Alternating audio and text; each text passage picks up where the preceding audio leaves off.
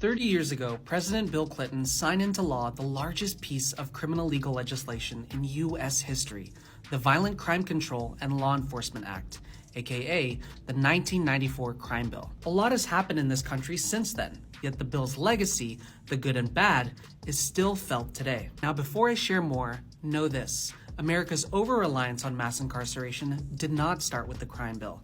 But by understanding its passage, we can help ensure that this reliance ends. Fueled in part by racist fear-mongering about super predators and young people of color in the late 80s and 90s, the crime bill was designed to address growing anxieties around rising crime rates. It promoted longer sentences and prison construction, increased law enforcement funding, increased penalties for immigration-related crimes, and ended Pell Grant eligibility for incarcerated people, making college education nearly impossible for students behind bars. Still, the drive to increase the incarceration rate in the US started long before the crime bill.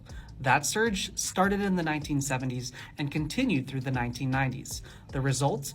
Increased spending on prisons, punitive sentencing practices, over-policing, and significant harm, in particular to Black communities and other communities of color, immigrants, and people experiencing poverty.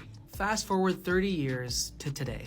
We still see echoes of the past in how crime and safety are discussed.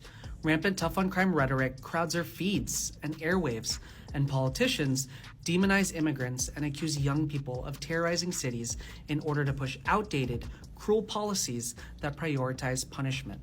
Rather than perpetuate the same discussions about crime, we must focus the conversation on safety, accountability, and justice.